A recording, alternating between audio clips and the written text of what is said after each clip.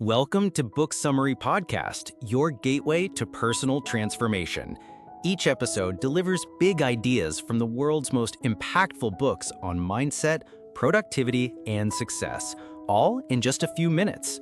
Ready to turn knowledge into action? Let's get started. Welcome to the Deep Dive. We're here to break down complex topics, sift through the research, and basically give you the inside track so you're truly in the know. And today we are really digging into something I think a lot of people feel deep down.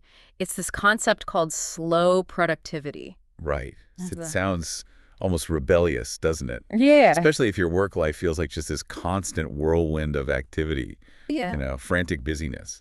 Exactly. We're going to look hard at why the way we think we're supposed to get things done now, this pseudo-productivity as the sources call it, why it's often making us miserable. Yeah, leading to burnout.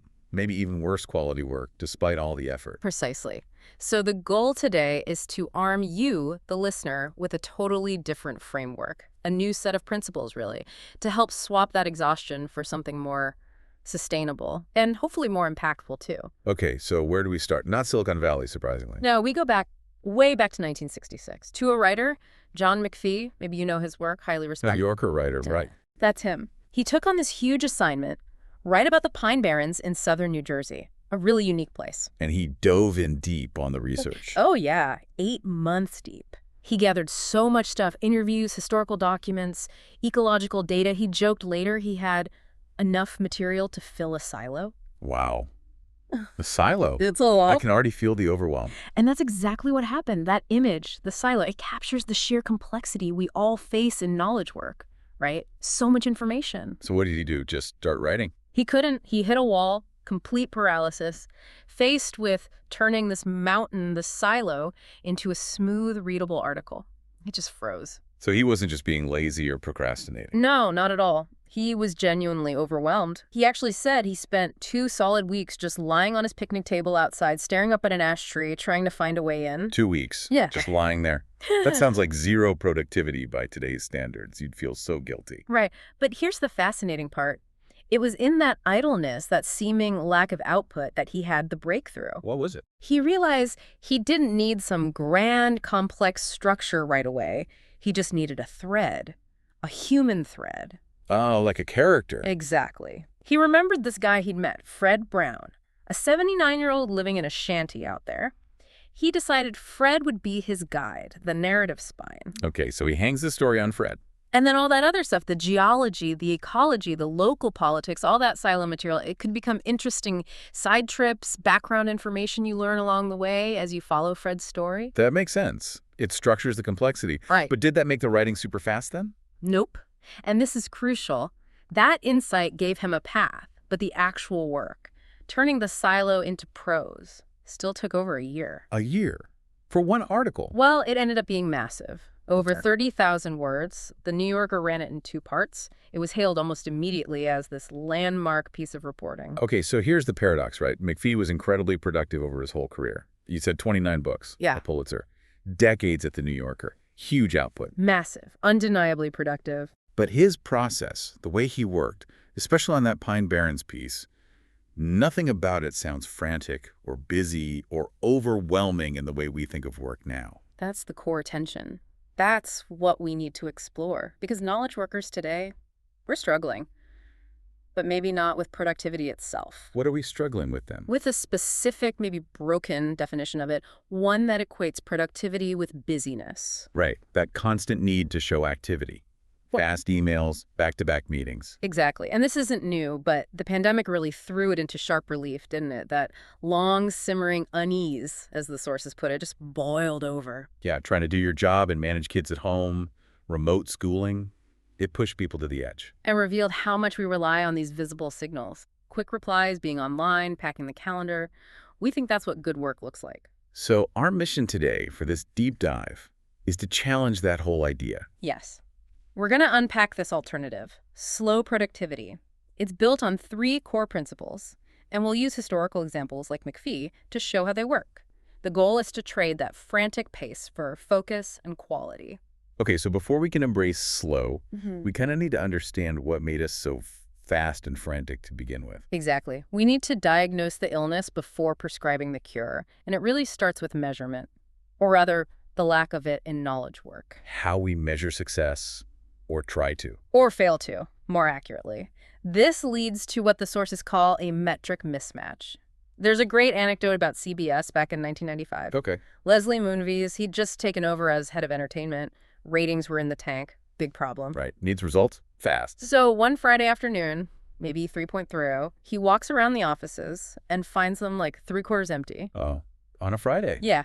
And his immediate conclusion wasn't, maybe our shows aren't good. It was, people aren't working hard enough. You connected empty desks to bad ratings. Directly. He fired off this angry memo demanding longer hours, basically saying, I need to see you here working later, and that will fix the ratings. He used visible presence, butts and seats, as a stand-in for the actual creative performance he needed. Which, when you say it like that, sounds kind of absurd for creative work like TV. Totally absurd. A brilliant script idea isn't more likely to happen at 6 p.m. than 3 p.m., but it reveals this fundamental issue across the entire knowledge sector. We don't actually have an agreed-upon definition of what productive even means. It's a measurement vacuum. Precisely. Ask people what productivity is in their job, they'll describe activities, working all the time, making stuff, going to meetings. It's all input, not output quality. Has anyone tried to solve this? Academics? Consultants? People have tried. Peter Drucker, the management guru, admitted back in '99 that we'd barely begun to figure out how to measure knowledge worker productivity. Barely begun. In 1999. Yeah. Another researcher, Tom Davenport, looked into it and basically found the attempts were really silly. Like universities just counting the number of papers published, regardless of whether anyone read them or if they were any good. Quantity over quality. Exactly. Davenport got so frustrated he just moved on, decided it was a dead end trying to measure it simply. Okay, contrast that with, say, farming. Easy. Bushels per acre. Simple, clear output metric. And because it was clear, farmers could experiment, track results, and make huge leaps, like the Norfolk four-course crop rotation system. It boosted yields massively. Or the Industrial Revolution. Same thing. Cars produced per hour of labor. Frederick Winslow Taylor could even do time and motion studies. Figuring out the optimal shovel load for steelworkers was exactly 21 pounds for maximum efficiency. You could measure and optimize. But you can't measure the optimal load for thinking about a marketing strategy. Exactly. Knowledge work is messy. It's constantly shifting. You're analyzing data 1 minute, writing a report the next, then dealing with team dynamics, then planning an event. There's no single unit of output, like a bushel or a car. Plus, Drucker's point, knowledge workers have autonomy. They must direct themselves. Yeah. You can't supervise thinking like you can an assembly line. Right. So companies replaced direct supervision with this idea of personal productivity. You're responsible for managing yourself. Okay, so autonomy plus no clear way to measure output. Where does that lead? It leads straight to visible activity becoming the main way we judge performance. If I can't easily see the quality of your thinking, I'll look at how busy you seem. This is pseudo-productivity. Bingo.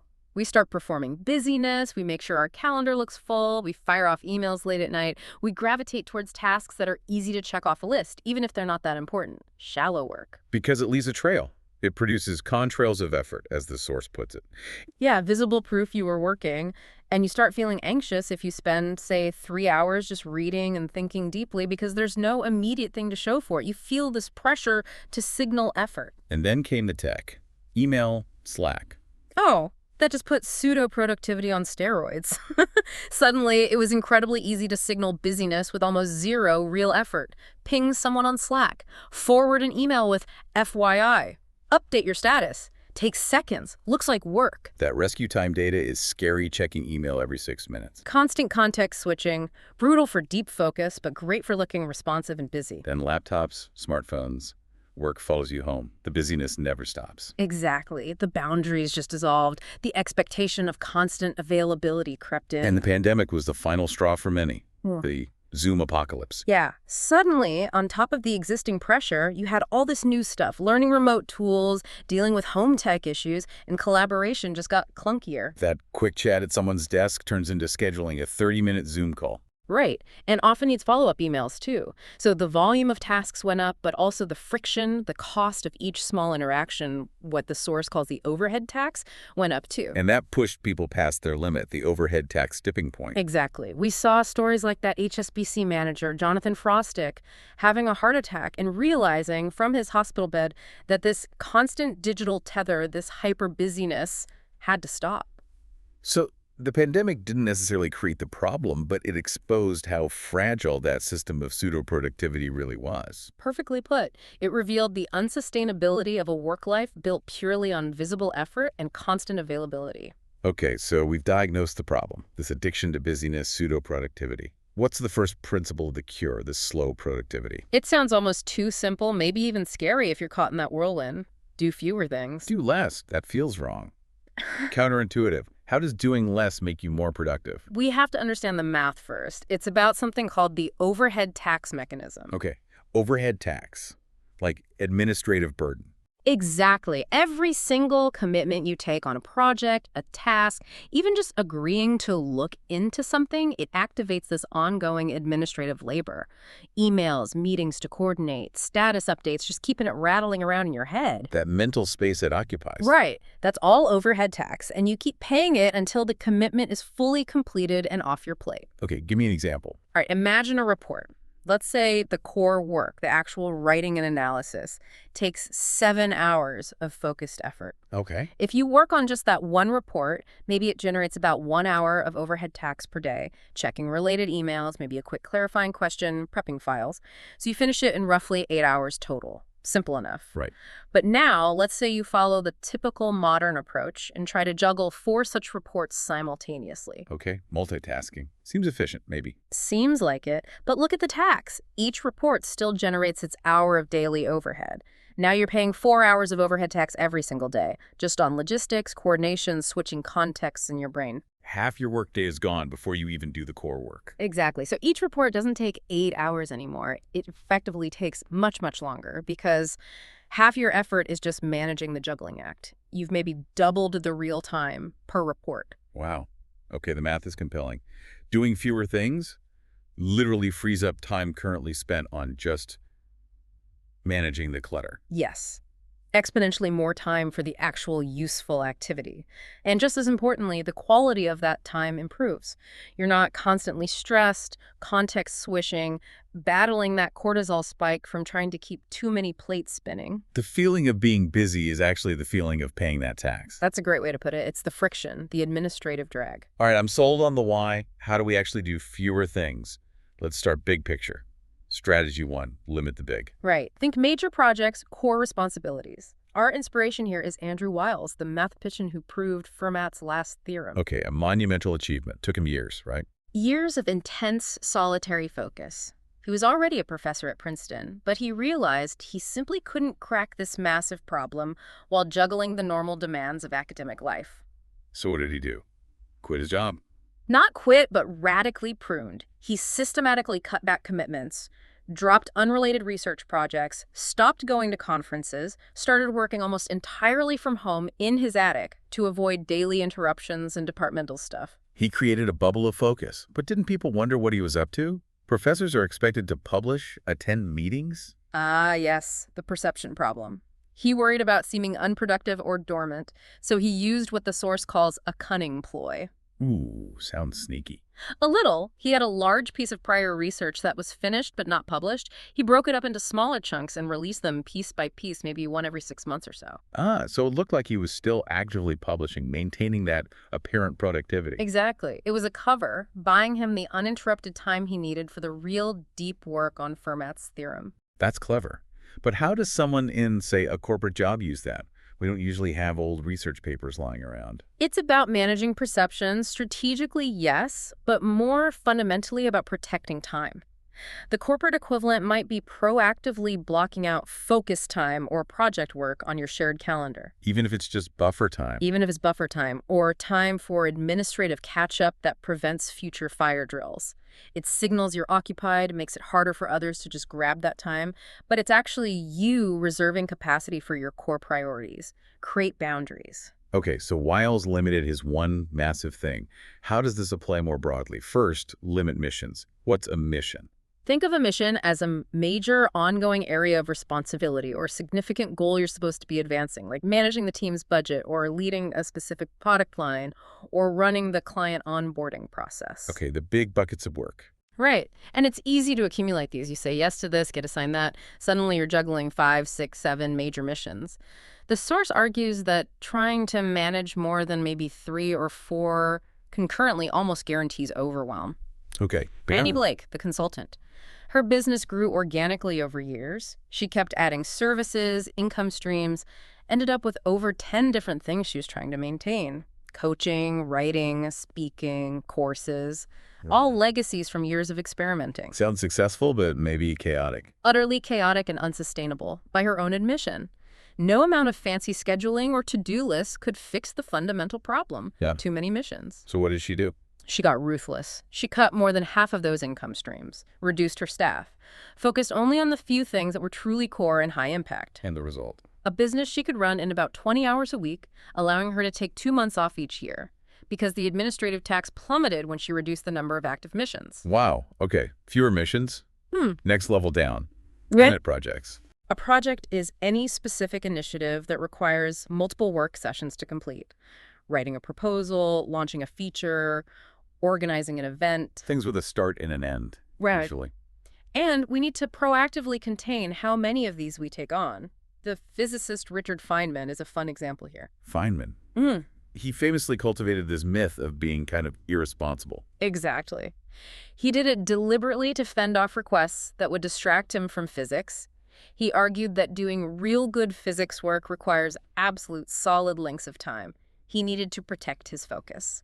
So he just said no a lot. Essentially, yes. He built a reputation that helped him say no. Now, most of us can't just claim irresponsibility. Probably wouldn't go over well in my performance review. Right. So the practical alternative the source suggests is, before you say yes to any new project, physically block out the estimated time it will actually take on your calendar. All the meetings, the focus blocks, the review time. See if it literally fits. Yes.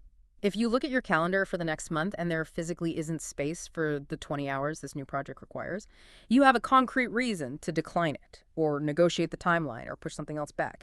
It forces you to confront your actual capacity, not just your optimistic hope. Deal with the reality of time. Okay. And the last, big limit. Limit daily goals. This one's super simple but powerful. Aim to work on at most 1 major project per day. Only one.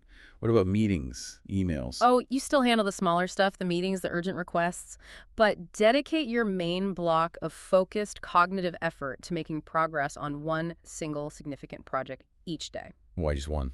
Because trying to make meaningful progress on 2 or 3 deep, complex tasks in a single day is usually a recipe for making mediocre progress on all of them. Focusing on one ensures steady, satisfying progress on something important, which actually reduces anxiety compared to frantic juggling. Consistent drops in the bucket. Okay, limiting the big stuff makes sense. But what about all the little things? The emails, the admin, the constant small requests. That's often what feels overwhelming. You're right. That's the source of that grinding overhead tax. So we need strategies to contain the small. All right. Inspiration. Benjamin Franklin. Before he was the famous statesman and scientist, he was a printer, postmaster, businessman, and he was burning out. The little cares and fatigues of business, as he put it. Managing the print shop, dealing with franchise logistics, handling mail sorting as postmaster, endless small administrative tasks. The minutiae was killing his bigger ambitions. Completely. It was preventing him from pursuing his scientific interests. But then, crucial move, he hired a guy named David Hall to be his foreman, to essentially run the day-to-day operations of the print shop. He delegated the small stuff. Exactly. Freed from that daily grind, Franklin could finally dedicate serious time to his experiments with electricity, inventing the lightning rod, developing his theories, and that's what made him world famous. So the lesson is, delegation, or finding ways to offload the small stuff, can be transformative. Hugely transformative. Trading money or responsibility for focused time is often the highest leverage move you can make. Okay, practical tactics for the rest of us. First, put tasks on autopilot. This is about taming the recurring stuff. Email checking, expense reports, meeting prep. Maybe weekly status updates. Instead of doing them whenever they pop up, assign them to specific recurring time slots on specific days. Like, I only check email at 10 a.m. and 4 p.m., or expense reports every Friday afternoon. Precisely. Create an autopilot schedule for these routine items. This batching minimizes context switching and reduces the mental energy spent deciding when to do them. You hit that low-stress sweet spot where the work gets done reliably with minimal fuss. Makes sense. Next, synchronize. What does that mean? It means fighting back against the endless, inefficient back and forth of asynchronous communication, the email chains, the Slack threads where it takes 10 messages to resolve something simple. The coordination about the task takes longer than the task itself. Often, yes. So the solution is to replace that ping pong with focused, real-time conversation whenever possible. How? Mandate phone calls. Could be, or better, implement structured opportunities for synchronous communication, like establishing office hours. As professors have. Kind of. Right. A regular, predictable block of time, say 30 or 60 minutes each day, or a few times a week where colleagues know they can just drop in, virtually or physically, for quick questions, no appointment needed, resolves things fast. Or for teams. Use docket clearing meetings. Everyone adds their quick items, questions, or roadblocks to a shared list beforehand. Then you power through that list together in one efficient 30-minute meeting. So one focused session replaces potentially dozens of scattered emails and messages throughout the week. Exactly. Saves massive amounts of overhead tax and interruption time. Okay, this next one sounds provocative. Make other people work more. What's that about? Introducing friction. Precisely. It's about shifting the burden of administrative overhead away from you and back onto the person making the request, where appropriate. Use a reverse task list. Instead of just saying, okay, I'll do that, when someone asks for something, you direct them to a shared document, a Trello board, whatever system you use. They have to add the task to the list, and crucially, they must include all the necessary information upfront: due date, context, required files, key stakeholders. So they have to do the work of defining the task properly before it even lands on your plate. Right. That simple step of making the requester spend a bit more time formalizing the request saves you huge amounts of back and forth clarification later. It introduces just enough friction to ensure requests are well thought out. Like that office manager example with the travel forms. Perfect example. Instead of chasing signatures, she made employees put forms in one tray she signed weekly. Then employees had to retrieve them from another tray and submit them themselves. A tiny bit more work for employees, a significant reduction in her administrative load. Smart friction. Okay, here's a subtle one. Avoid task engines. What's a task engine? A task engine is a project or commitment that, by its very nature, constantly generates a high volume of small, often urgent, administrative tasks and requests throughout its life cycle. Like organizing a conference. That's the classic example. It seems like one project, organize the conference. But in reality, it's an engine spitting out endless tasks. Coordinating with caterers, handling venue logistics, chasing speakers, dealing with last-minute AV issues, answering attendee questions. Constant, reactive, small stuff. Okay, what's the alternative? Contrast that with writing a detailed market research report. That might require long blocks of deep, focused work, which is hard. But once the scope is agreed upon, it probably generates relatively few small, urgent administrative tasks during the writing process. So when choosing between projects, consciously consider which one is likely to be a task engine generating lots of little overhead chores. Yes. And if you want to reduce your overhead tax, lean away from the task engines, even if they seem initially less complex than the deep work project. Choose the report over the conference, if possible. Final tactic for containing the small. Buy containment. Spend money. Yes. Invest actual money to outsource or automate busy work. This could be paying for premium software subscriptions that handle scheduling or project management better. It could be hiring a virtual assistant for a few hours a week. Or using professional services, accountants, web designers. Exactly. Like Jenny Blake spending $2,400 a month on support services. It seems like an expense, but view it as buying back your time and mental energy, reducing the footprint of your task list, freeing you up for higher value work. It's an investment in reducing your overhead tax. Precisely. Pay to contain the small stuff so you can focus on the big stuff. All right, principle 1 was do fewer things by limiting commitments and containing small tasks. What's principle 2 of slow productivity? Principle 2 asks us to fundamentally shift our relationship with time. Work at a natural pace. Natural pace, meaning not like a machine, not constant high speed. Exactly. It's about escaping that relentless industrial era clock-punching mentality and recognizing that deep, creative, meaningful work often happens in bursts with pauses and over longer timescales. Where do we see this natural pace in action? Look back at history's great thinkers and creators, especially scientists. Their breakthroughs weren't typically quick sprints. Like Copernicus. Took him 30 years to finally publish his revolutionary model of the solar system. Galileo spent almost 20 years refining his understanding of how pendulums work. Isaac Newton. A decade and a half wrestling with the inverse square law of gravity before Principia Mathematica. Decades. That's unthinkable in today's quarterly results world. Completely unthinkable. But their pace, while maybe varying in intensity, was sustainable. It allowed for deep thought, for contemplation. It aligned more with that older Aristotelian idea where the process of thinking and observing was valuable in itself, not just the immediate output. And does this connect to, like, our basic human wiring? The sources argue strongly that it does. Look at studies of hunter-gatherer societies like the Agta people in the Philippines. What do they find? They found that these groups spent a huge chunk of their daylight hours, 40 to 50%, just at leisure. Resting, socializing.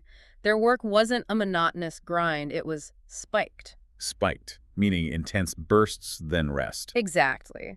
Intense effort when meet at a hunt, gathering food, followed by periods of recovery and lower activity. It's a profound contrast to the steady, continuous, unvarying effort demanded by agricultural or industrial routines, which we've kind of inherited in the knowledge work world. So we're maybe wired for variability, not constant, steady output. That seems to be the argument. Our natural rhythm is variable, not metronomic. Okay, so how do we apply this? How do we inject that natural variable pace back into our scheduled lives? First strategy. Take longer. This is about resetting expectations around timelines. Our inspiration here is Lin-Manuel Miranda and In the Heights. His first big musical before Hamilton. Right. He started writing drafts when he was just 20. But it took 8 full years for it to finally reach Broadway. 8 years. Wow. Was he working on it constantly? No, not at all. There were long breaks, cold starts, periods where he worked on other things, periods of intense revision. The point is, the slow, extended timeline was crucial. Why? It allowed the work to mature, obviously, but just as importantly, it allowed him to mature. He needed those 8 years to develop the skills, the perspective, the creative depth required to pull off a Broadway hit. You can't rush insight or mastery. So we need to build in that longer perspective for ourselves. Yes. One concrete way is to make a 5-year plan for your major professional ambitions. Stop evaluating yourself solely on monthly or quarterly results. Think bigger picture, longer term. Right. It gives you breathing room, the source calls it. Tolerance for periods where progress might seem slow, or when you're experimenting, maybe trying to shift your focus like you mentioned doing with your writing, moving from shorter pieces to books. That takes time and patience. A 5-year view helps manage the anxiety around slower periods. Okay, and a very practical heuristic related to this. Double your project timelines. Yes. This is a direct countermeasure to a well-known cognitive bias called the planning fallacy. Which is? Our tendency to be wildly optimistic about how long things will take. We consistently underestimate the time needed for complex tasks, assuming everything will go perfectly, best case scenario. We know we do it, but we do it anyway. Exactly. So the heuristic is simple. Whatever your initial gut estimate is for a project timeline, say you think it'll take 2 weeks, just double it. Plan for 4 weeks instead. Why double? Yeah. Seems arbitrary. It's a rule of thumb, but it accounts for all the stuff we forget. Unexpected problems, interruptions, dependencies on others, that overhead tax we talked about. Doubling forces a more realistic and therefore more leisurely and sustainable pace. It bakes in the buffer that reality usually demands. Build in slack from the start. Okay. And to manage the day-to-day pace, simplify your workday. Be more realistic about daily output. Start by cutting your initial to-do list for the day by maybe 25 to 50%. Be ruthless. Focus on the truly essential. Less ambition, more realism. Right. And manage meeting load proactively. A good tactic is the one for you, one for me approach. Every time someone schedules a meeting that takes up, say, an hour of your time, immediately block off another hour right after it on your calendar, just for yourself. Protected time for follow-up or just decompression or actual work. Any of the above. The point is, it ensures meetings don't consume more than half your day, but it's more flexible than a strict no-meeting day, which isn't always feasible. It preserves balance. Okay, taking longer, simplifying days. Next strategy. Embrace seasonality, like winter and summer. Sort of. It's about recognizing that human energy and focus aren't constant year-round. We need periods of lower intensity, rest, or different kinds of activity. We see this really clearly with artists who manage to structure their lives around it. Like Georgia O'Keeffe. Perfect example. After her early career hustle in New York, she started spending summers at Lake George, a deliberate escape. And that's where she was incredibly prolific, over 200 paintings made during those summer retreats. The change of pace and scene fueled her work. And Ian Fleming, the James Bond author. He actually negotiated a 2-month annual vacation into his journalism contract. Every year, he'd escape wintry London and go to his house Goldeneye in Jamaica. And in that 2-month block, he wrote the first draft of every single Bond novel. Wow. He built a creative season into his year. He did. Now, most of us can't just take 2 months off in Jamaica. Sadly, no. But we can simulate seasonality.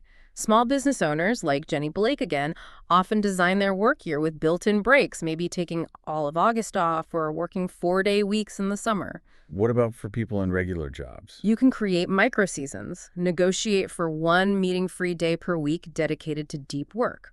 Or, the source suggests, do something radically different once a month. Take a Wednesday afternoon off to go to a museum, see a movie, go for a long hike. A deliberate break from the routine. Yes, a small, purposeful escape that breaks the monotony, resets your brain, and combats the exhaustion that comes from that relentless, unchanging pace. It introduces needed variability. We also need to be careful about the burst myth, right? Like Kerouac writing on the road. Absolutely. The story is he typed it in a 3-week benzodrine-fueled frenzy on a long scroll of paper. Sounds fast. Yeah, the ultimate productivity burst. But that was just one draft. The entire process, thinking about it, outlining, revising, editing, actually spans 6 years and multiple versions. The final product might read fast, but the creation was slow, iterative, and involved periods of intense work and periods of incubation. So even the things that seem like bursts often have long, slow roots. Very often, yes. Great work usually takes time, even if parts of it happen quickly.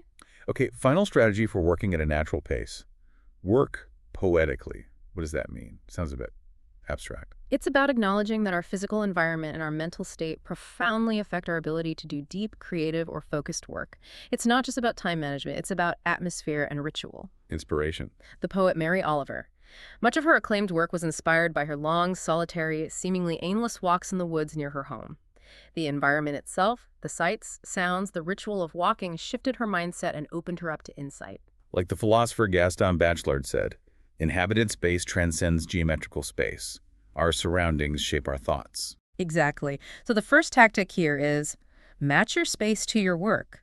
Consciously choose or shape your environment to support the kind of thinking you need to do. Okay, examples. Lin-Manuel Miranda, when writing Hamilton, got permission to actually write inside the Morris Jumel Mansion in New York, a historic house Washington had used. He immersed himself in the physical history. Wow, that's specific. What about something more relatable? Francis Ford Coppola, the filmmaker, apparently keeps soldering irons in his office. Not because he's fixing electronics, but as a physical reminder of the hands-on process of building something, of crafting things from scratch. It sets a tone. So for someone like a sales manager or an accountant, how do they match space to work?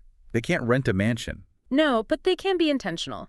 Maybe the manager always books a specific quiet room in the library away from the office buzz when they need to do their quarterly budget review.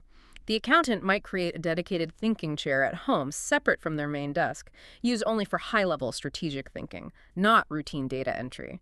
It's about creating distinct spaces for distinct kinds of cognitive effort. Okay, and sometimes, maybe conventional nice spaces aren't the best. The source says, strange is better than stylish. Yeah, this is interesting. The idea is that overly familiar or blandly corporate environments can actually dull creativity. Sometimes an unusual or even slightly uncomfortable space can jolt you out of habitual thinking. Like Peter Benchley writing Jaws. Where was it? In the back room of a furnace repair shop. Noisy, probably dusty, not exactly a stylish writing nook. Maya Angelou famously rented bare bones, generic hotel rooms to write in, specifically asking for any art to be removed. Why would that help? It removes distractions, maybe? Creates a neutral, unfamiliar container that forces focus inward. It breaks the routine, counters the drag of the familiar. Okay, strange spaces. And finally, form poetic rituals. Rituals are powerful tools for shifting your mental state, preparing you for a certain kind of work. Think about ancient traditions like the Eleusinian mysteries in Greece. The point wasn't just learning doctrine, it was inducing a radical change of mind through the ritual itself. So work rituals should do the same.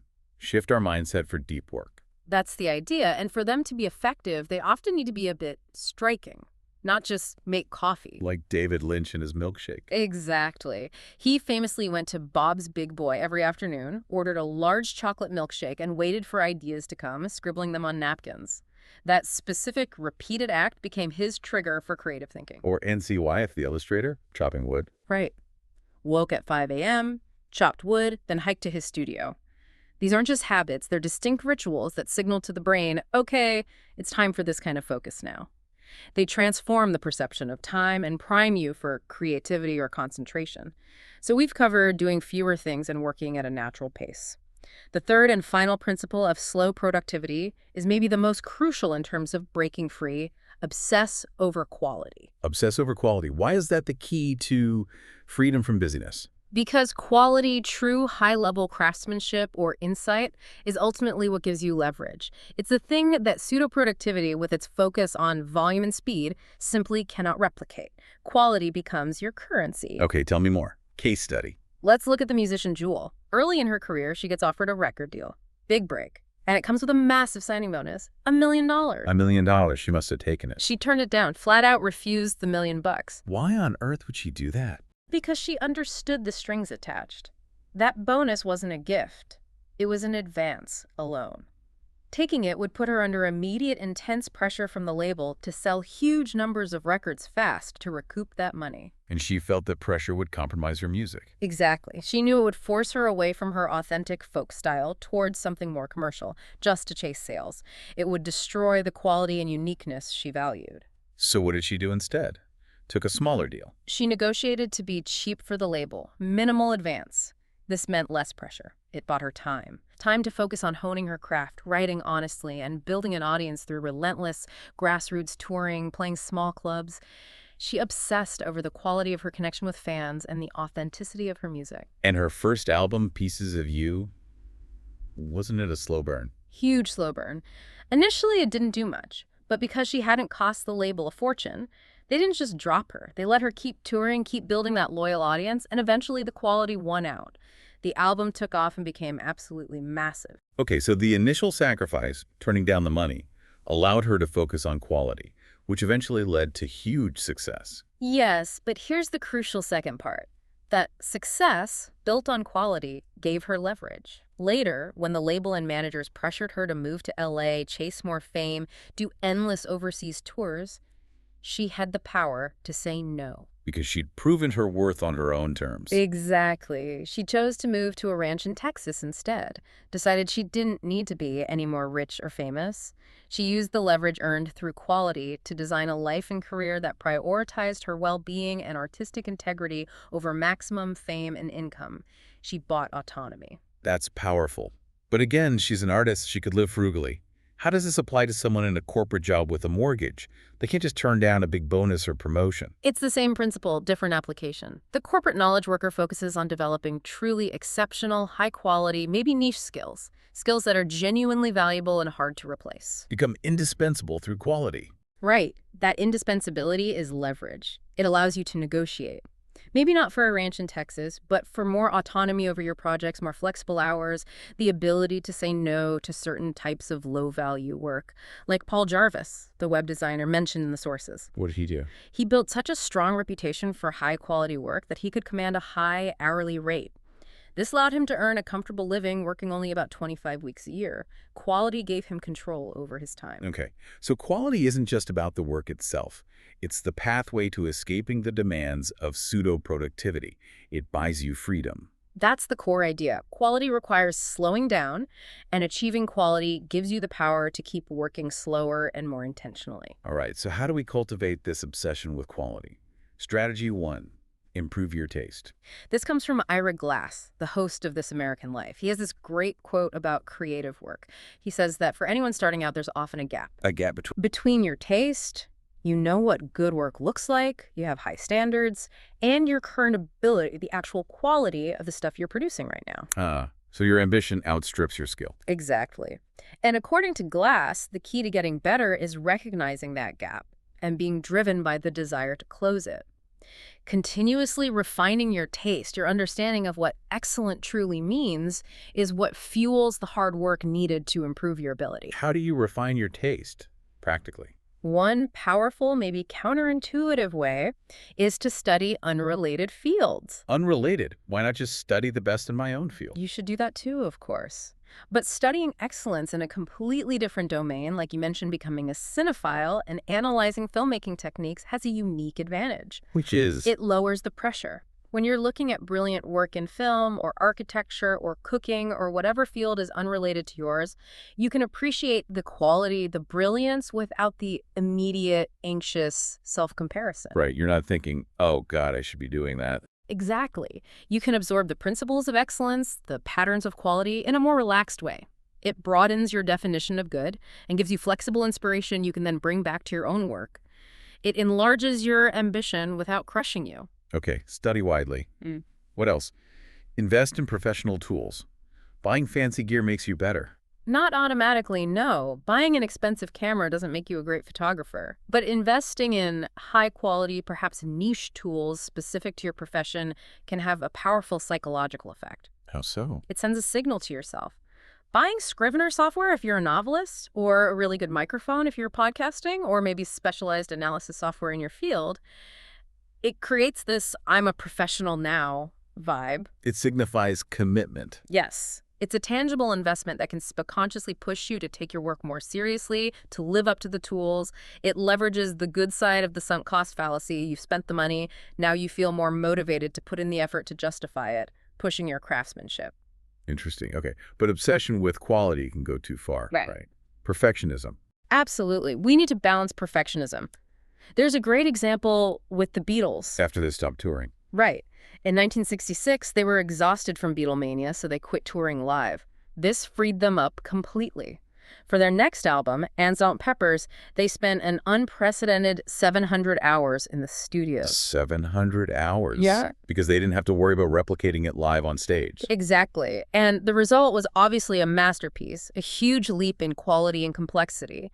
It proved that slowing down and investing time can lead to breakthroughs. Yeah. But it also highlights the danger of what the source calls lonely perfectionism. Creatives or any knowledge worker can retreat into their studio or office and tinker endlessly, polishing something forever, never actually shipping it. Analysis paralysis, but for quality. Kind of. So the solution isn't no standards, but balanced standards.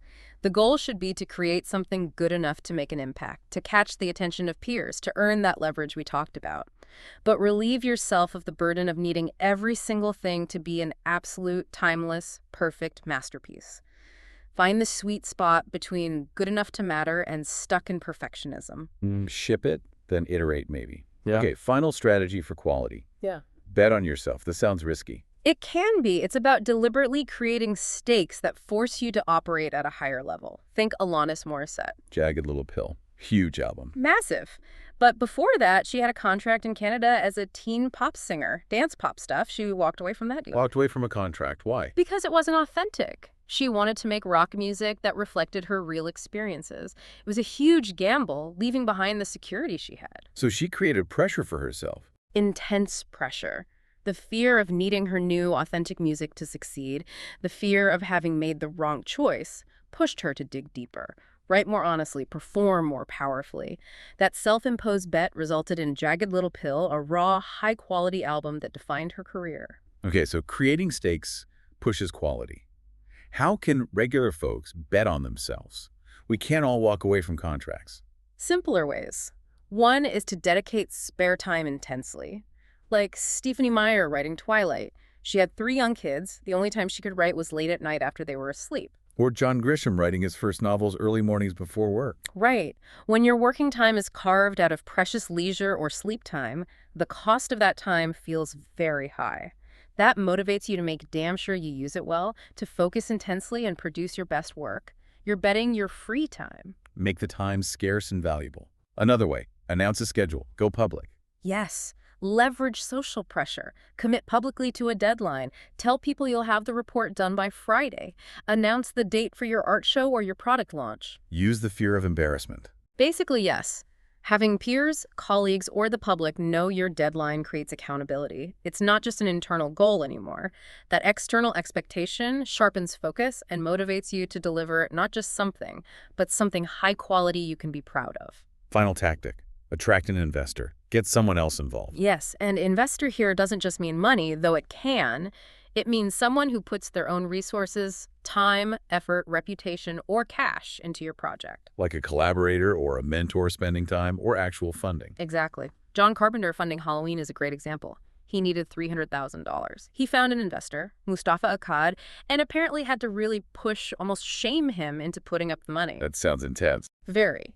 But once Akkad was financially invested, Carpenter felt immense pressure to deliver not just a movie, but a classic that would justify that investment and launch his career. The need to repay that trust, financial or otherwise, forces a higher level of craftsmanship. Whether it's a friend investing sweat equity, helping you build a website, or a boss championing your project, that external investment raises the stakes and pushes quality. #tag outro. Okay, so we started this deep dive with John McPhee, kind of paralyzed under his ash tree, buried in research for the Pine Barrens piece. Browning in that silo of information, feeling completely overwhelmed. But we loop back to him now because the story doesn't end with paralysis or just that one breakthrough insight about Fred Brown. That moment of slow, languid thinking actually transformed into something very systematic. Right. It wasn't just about waiting for inspiration. He developed a process, a repeatable method for tackling these huge, complex writing projects without falling back into frantic busyness or overwhelm. What was the process? It was quite deliberate. First, he'd type out all his notes from his research. Every interview, transcript, observation, fact. Then he'd physically cut them up into little slips of paper, tiny slivers of information. Okay, break it down. Then, step 2, he'd meticulously code each sliver based on what part of the story it belonged to. He might have dozens of categories: geology, character anecdotes, historical context, up to 36 different components for one article. Wow. Organizing the chaos. Step 3, he'd take index cards representing each of those components and physically arrange them on a huge plywood board, experimenting with the different structures, finding the narrative flow before writing prose. Planning the structure visually. And then finally, when it was time to actually write, he'd take the paper slivers for just one component, lay them out in order on a table like a ladder, and just write that section, deal with one chunk at a time. He said this process painted me into a corner, but in doing so, it freed me to write. Exactly. By creating this rigorous, almost mechanical system, he removed the constant decision fatigue, the overhead tax of figuring out what comes next. He could just focus on the writing itself, piece by piece. So the initial slowness under the tree evolved into a deliberate, structured method for achieving high quality without the frantic feeling. That's the transformation we're talking about. Slow productivity isn't about being lazy or aimless. It's about building intentional systems, doing fewer things, working at a natural pace, obsessing over quality that allow you to produce meaningful work sustainably. It's rejecting the idea that exhausted scrambling, as the source calls it, is the path to success. It's often totally orthogonal to the activities that matter. So McPhee's final piece of wisdom seems relevant here. Focus on the long game, the accumulation. He said, if you put a drop in a bucket every day, after 365 days, the bucket's going to have some water in it. But the key is those drops need to be the right drops, intentional, focused, high-quality drops, not just frantic splashing. Right. So if you, the listener, feel like those old habits of pseudo-productivity, of constant busyness, just aren't serving you anymore. Maybe the provocative thought to leave you with is this: thinking about filling your own bucket with meaningful, high-quality work. What's one specific source of that overhead tax in your life right now? That one recurring meeting that wastes time, that type of request you always say yes to, that constant notification channel. One thing, that source of friction and busyness, could you ruthlessly eliminate or contain this week? Just one small step to start reclaiming your focus and begin working a little bit slower, a little bit better. What drop will you choose to put in your bucket? Thanks for tuning in to the Book Summary Podcast. If you found value in today's episode, hit that like button, subscribe for more summaries, and share it with someone who's ready to grow. Want deeper insights, exclusive book notes, and reading tips? Join our free newsletter. The link's in the description. And don't forget, if you'd like to read the full book, our affiliate link is right below. It helps support the channel and keeps the summaries coming. Until next time, keep reading, keep growing.